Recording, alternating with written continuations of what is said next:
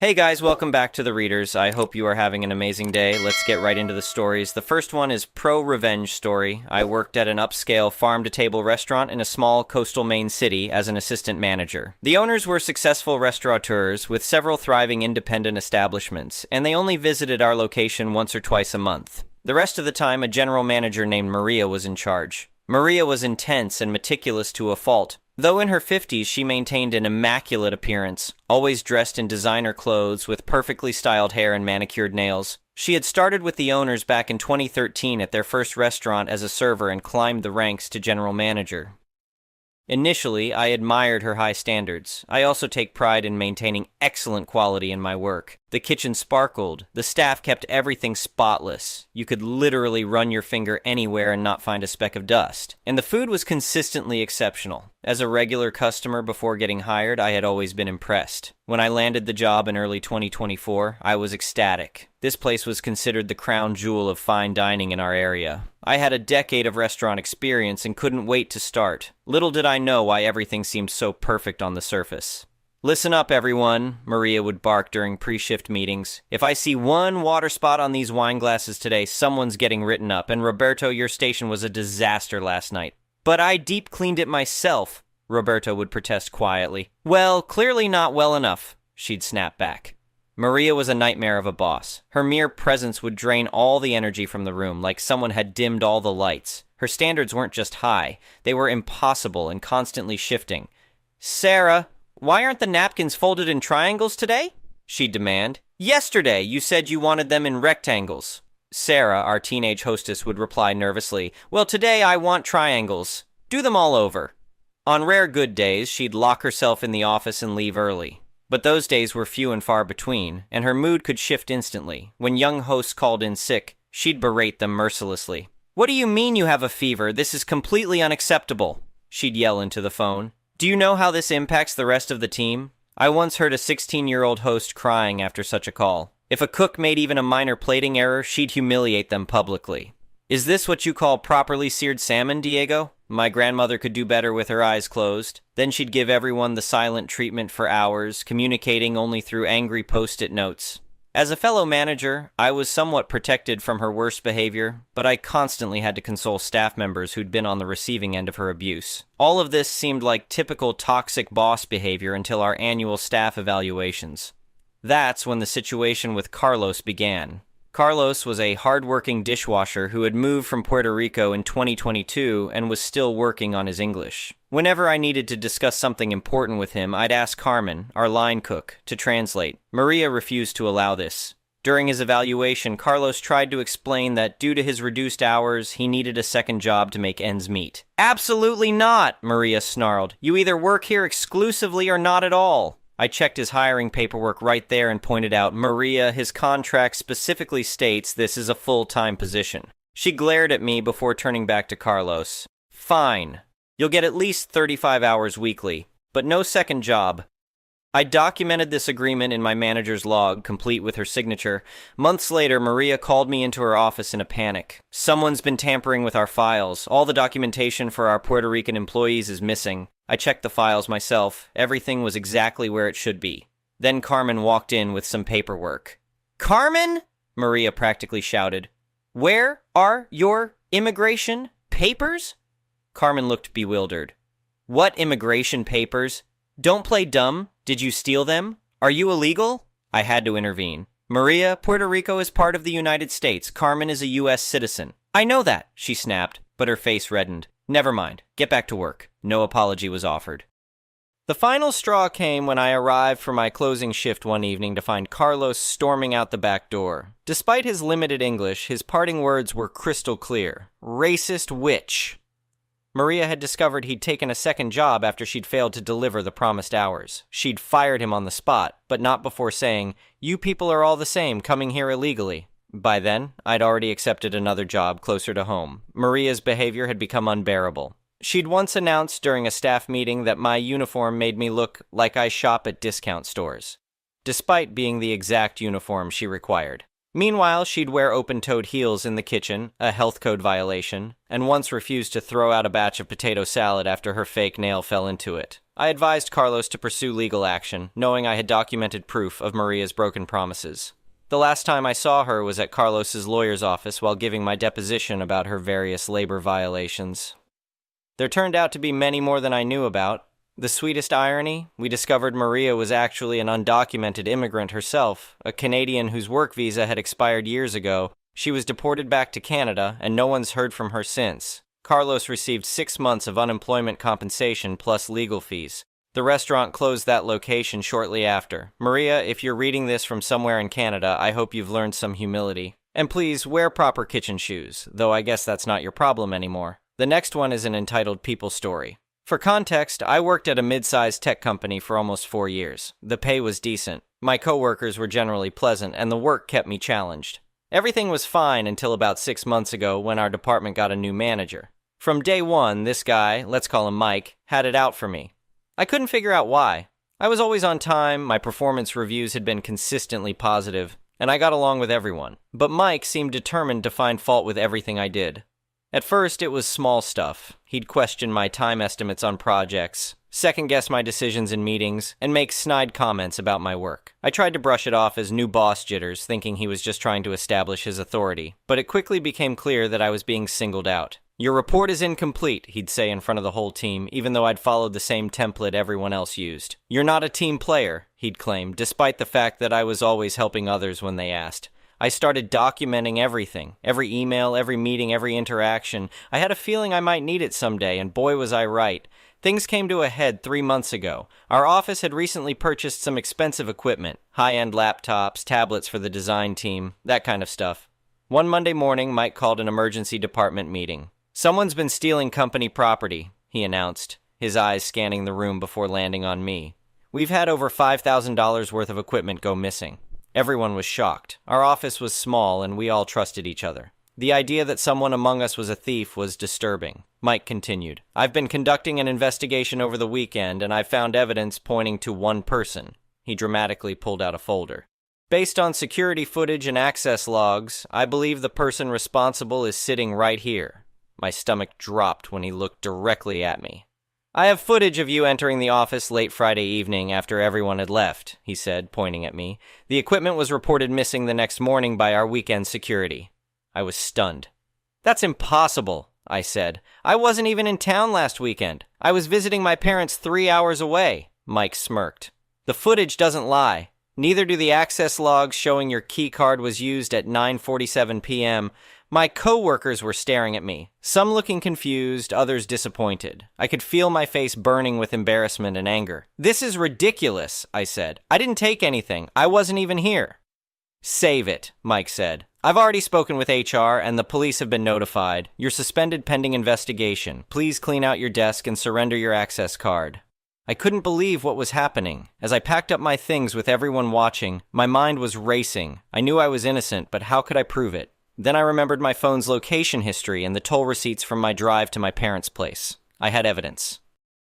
Over the next week, I built my case. I got the location data from my phone showing I was at my parents' house all weekend. I had the toll receipts from the highway. My parents wrote statements confirming I was with them. I even had photos time-stamped from our family dinner, but when I tried to send this to HR, I got the runaround. They said the investigation was ongoing and that they'd take my statement into account. It felt like they'd already decided I was guilty. That's when I got mad, really mad. I decided to do some investigating of my own. I reached out to a former co-worker who'd left the company a month ago but was still friends with the security guard. Through this connection, I learned something interesting. The security footage Mike claimed to have of me entering the building actually showed someone using my access card, but their face wasn't clearly visible as they wore a cap and kept their head down. This got me thinking, if someone had my access card, how did they get it? I always kept it in my wallet. Then I remembered. About a week before the theft, Mike had asked to see everyone's access cards because he was checking something with security. We'd all handed them over for a few minutes. The pieces were starting to fit together, but I needed more proof. I contacted the IT department directly, bypassing both Mike and HR. I had worked with the IT lead on several projects and had a good relationship with him. I explained my situation and asked if he could check who had accessed the equipment storage room. He was hesitant at first, but when I showed him all my evidence proving I was out of town, he agreed to look into it. A day later, he called me.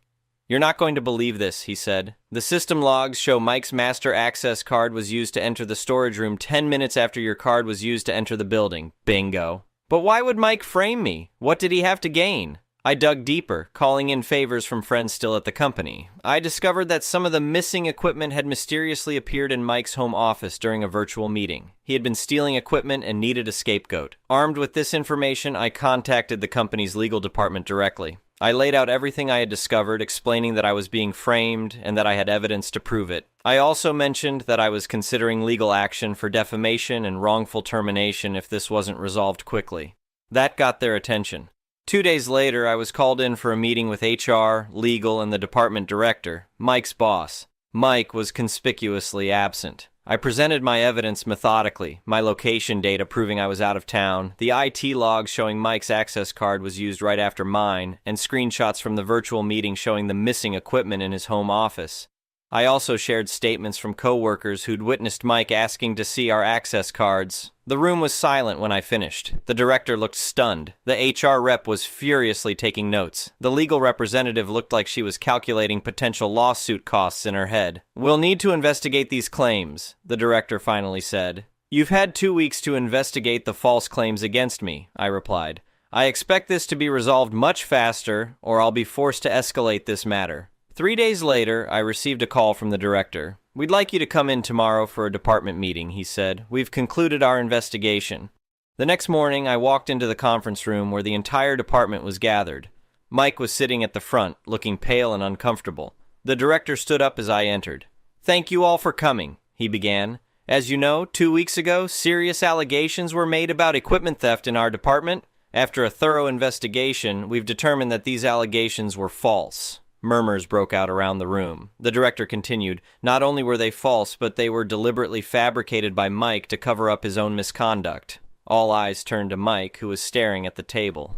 "The company has a zero-tolerance policy for theft and for falsely accusing employees of misconduct. As of today, Mike is no longer employed by this company. Security was waiting outside to escort Mike out. As he gathered his things, he wouldn't even look at me." The director approached me afterwards. "We owe you a sincere apology," he said. "The company would like to offer you your job back with a promotion and compensation for the time you were suspended." I accepted, but on one condition, that the company implement better security protocols and a fairer investigation process to ensure this couldn't happen to anyone else. In the months since then, things have settled down. I got my promotion, and most of my coworkers have apologized for doubting me. The company did implement better security measures, including a new system for access cards that can't be easily duplicated. As for Mike, I heard through the grapevine that he's having trouble finding a new job. Turns out getting fired for theft and false accusations doesn't look good on a resume. The last I heard, he was working retail somewhere. I sometimes think about how close I came to losing everything because someone decided to frame me. It taught me a valuable lesson about standing up for myself and trusting my instincts when something feels wrong. The evidence I gathered didn't just save my job, it revealed the truth and ensured justice was served. In the end, that's all any of us can ask for. The next one is a malicious compliance story. About 20 years ago, I used to work as an office assistant at a small company where we would receive orders from clients, and then we would assign the work to one of our freelancers who were well-compensated and respectable professionals. My boss was such a professional herself, and when possible, we would assign that work to her. I accepted the minimum wage job because she told me I could sometimes get tasks assigned as a freelancer with the nice freelancer compensation, that she would personally train me, and that in less than a year, I would most likely be promoted to a regular freelancer and make very good money. This sounded like a great career path to my young and naive ears. One of the things she had told me in the very beginning was that when you take over an order, you become like a project manager for that order. You need to make sure that the freelancer would finish the work on time, as the work was usually time sensitive. Additionally, she loved going on long lectures about how she is paying me, minimum wage, for me to use my brain and figure things out when necessary. These lectures were mainly a vehicle for her to stroke her own ego by explaining to her employees how our brains were not as smart as hers. One day, our biggest corporate client had placed a large order that was due on a Monday by noon, and we had assigned the task to my boss to do over the weekend. It was Monday morning, time was ticking, and my boss hadn't arrived at the office. The client had called to see if we were going to provide the work soon as it was urgent. I tried calling my boss, who didn't pick up her mobile. I called half an hour later and texted her. No answer or reply while noon was fast approaching, so I called her landline at home. Her husband picked up, told me she wasn't home, and I explained very briefly why I was trying to get a hold of her.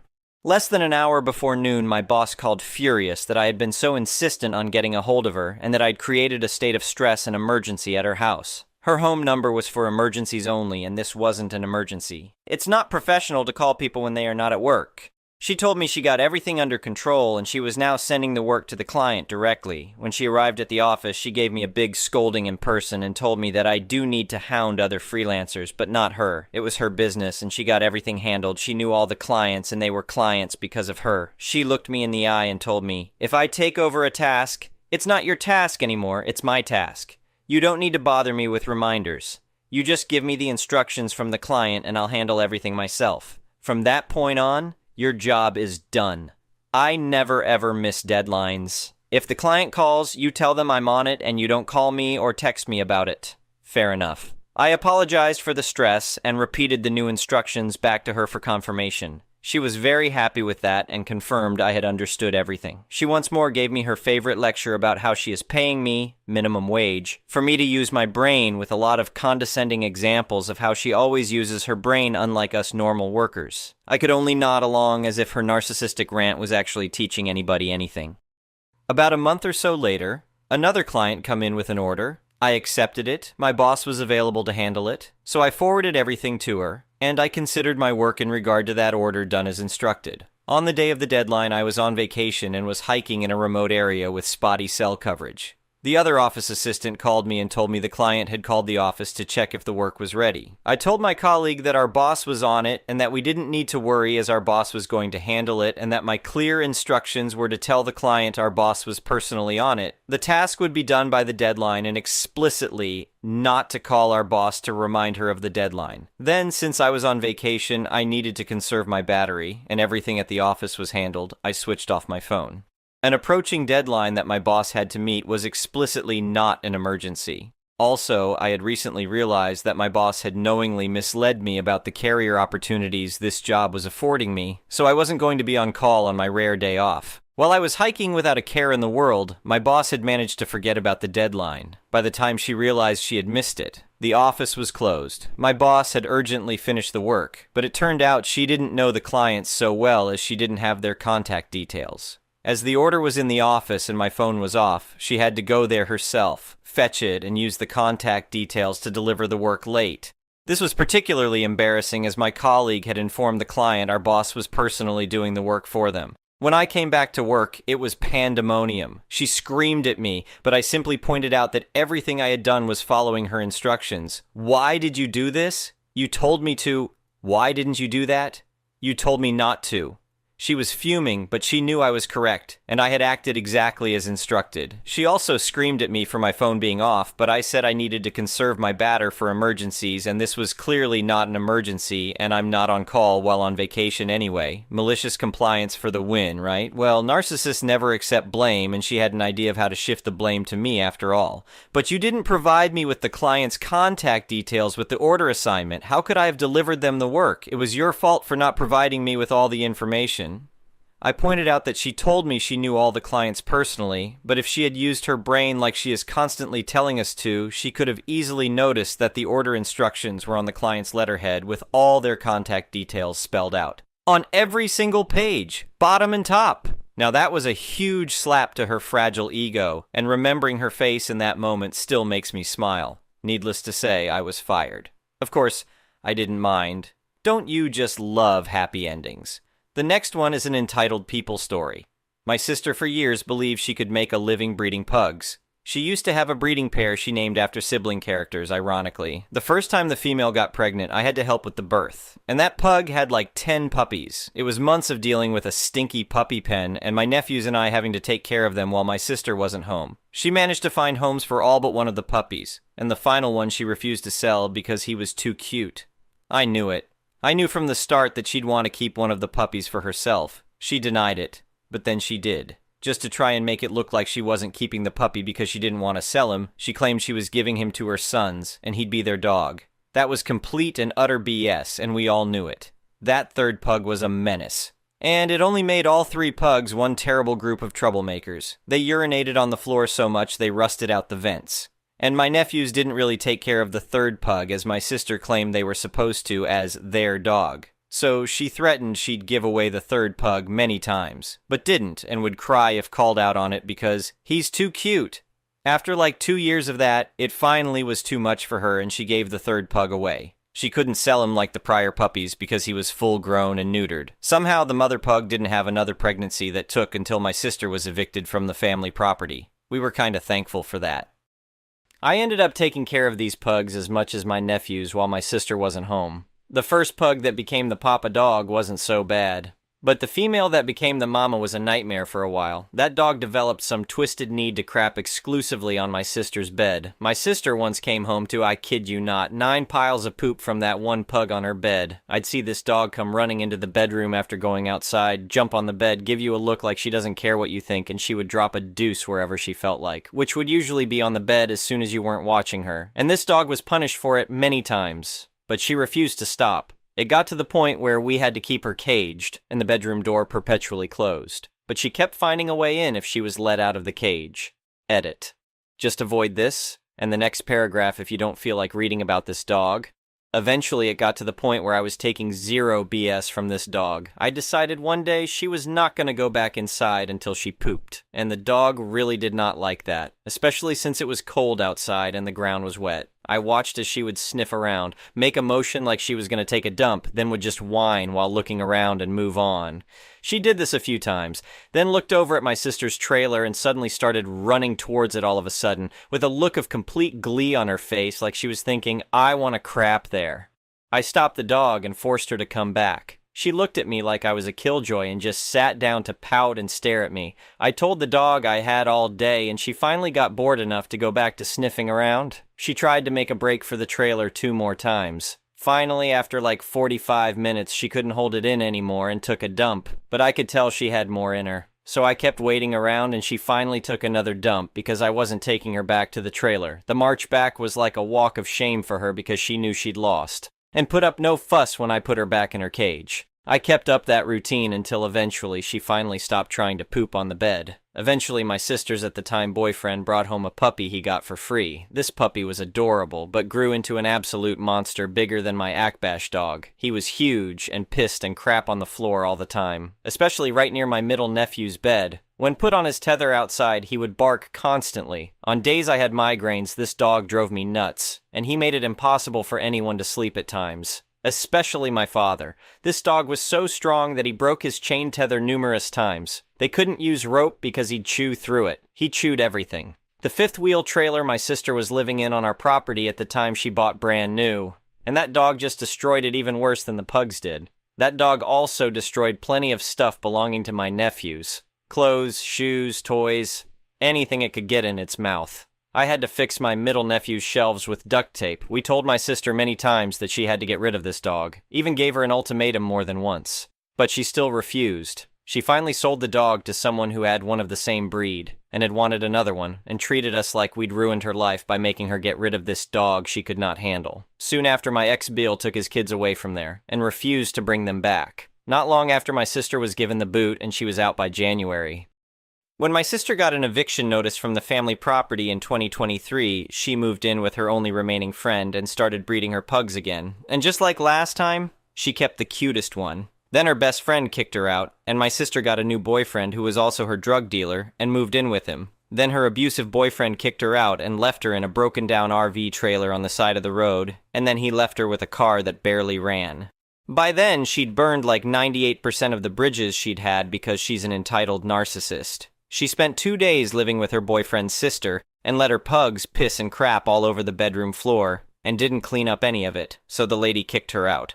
I had to clean it all up when I came and got her and her stuff, and then I had to spend a day following her numerous places with all her stuff in the back of my truck while she was trying to find someone to take her in. Most of the people she tried to get in touch with wouldn't return her calls or messages, and I was the only one walking her damn dogs. She just sat in her car on her phone the entire time. And then she tried to force me to take her dogs home with me, but I couldn't because our parents are my landlords, and they said no.